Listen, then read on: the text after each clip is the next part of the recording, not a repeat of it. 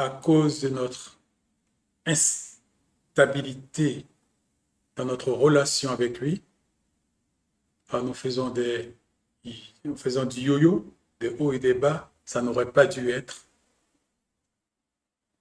Mais lui, dans sa grande miséricorde, compassion et bonté, avec des cordages d'amour, il nous interpelle pour nous dire, reste près de moi, je suis à ce rendez-vous dont tu m'as appelé, tu m'as invoqué, depuis je suis là, ne t'éloigne pas, ne t'éloigne pas de moi. Et comment nous ne nous éloignons pas de lui? Par notre relation stable dans la lecture de la parole, dans la méditation, en veillant sur notre cœur plus que sur toute autre chose, parce que dit la Bible, c'est de là que jaillit la vie ou la mort. C'est pour cela que nous ne devons pas laisser nos cœurs être influencés par des éléments extérieurs, par des éléments qui ne sont pas de sa nature, parce que ces choses influencent nos cœurs du mauvais côté. Et nous voyons en train de nous débattre, de nous battre pour rester fidèles. Quand c'est comme cela, n'allez pas prier pour demander au Seigneur de rester fidèle. Dis, Seigneur, montre-moi où se situe mon infidélité qui fait que autre chose que toi influence mon cœur. Quand tu nous le pointes, ne cherchons pas, si nous sommes faibles, à nous détacher de la chose, parce que la chose nous a vaincus. L'homme est esclave de ce qui a triomphé de lui. Ne cherchons pas à... Non, maintenant, nous lui présentons la chose chaque jour. Seigneur, voilà, j'ai mis la main là où il ne fallait pas. Et maintenant, je suis esclave de X choses. Il me domine. Ma communion avec toi ne peut pas être ni stable, ni de bonne qualité. Parce que autre chose que toi me domine. Maintenant, s'il te plaît, Père, libère-moi. Je suis coupable. Mon infidélité a fait de moi un esclave, un prisonnier. Maintenant, brise mes liens, les chaînes qui me retiennent et libère-moi.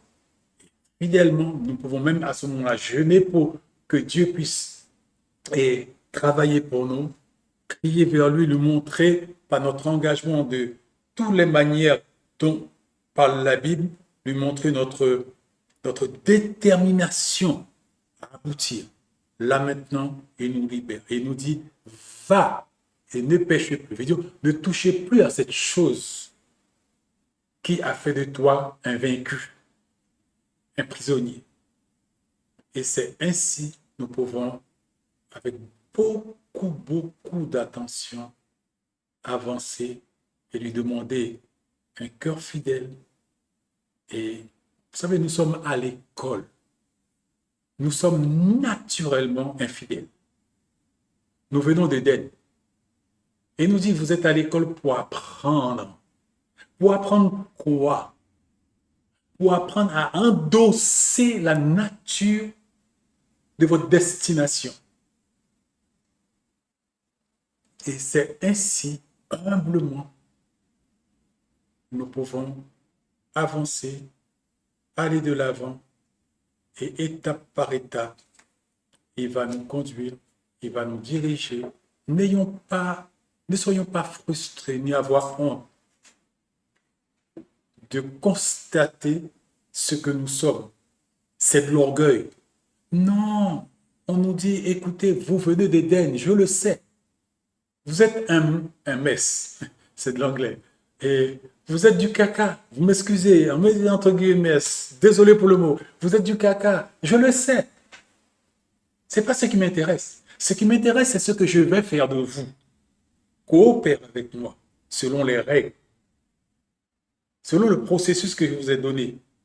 Coopérez avec moi. Chaque chute, ne vous inquiétez pas. Repentez-vous, pleurez sur votre péché, relevez-vous et avancez. Mais n'ayez pas honte du fait qu'une chute a... C'est vrai, il y a de quoi avoir honte, oui, il faut avoir honte du péché, mais pas honte de Jésus. Non, Jésus sait qui nous sommes. C'est pour ça que nous pleurons. Nous pleurons parce que nous avons honte de ce que nous avons fait, de ce que nous avons pratiqué, de l'endroit où nous nous sommes laissés aller. Nous avons honte de cela qui nous amène à l'humiliation et à la repentance. Maintenant, nous nous relevons et nous disons, Seigneur, s'il te plaît, ta grâce, prends-moi par la main.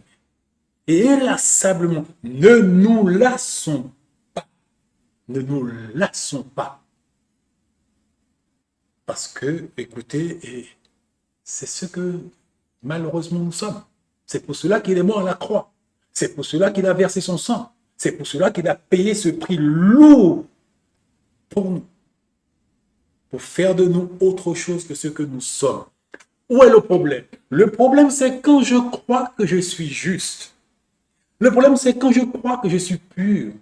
Le problème, c'est quand je crois que je suis meilleur que les autres. C'est la manifestation du cœur du péché, l'orgueil. Et c'est ce qui nous pousse certains d'entre nous à être mal à l'aise quand un accident qui n'aurait pas dû arriver arrive. Parce que Dieu le prend comme une leçon de la vie pour que nous puissions apprendre l'humilité, l'humiliation, pour nous garder plus près de lui. Avec notre frère Paul, qu'est-ce qu'il a fait? Il a mis un écharpe, il a mis un démon à le souffleter chaque fois qu'il commence à penser que Paul est super, bim. Et Paul est super, bim. Pour le garder près de lui. Nous ne sommes pas meilleurs que Paul. Voilà, nous ne sommes pas meilleurs que Paul. Eh bien, nous apprenons et nous avançons.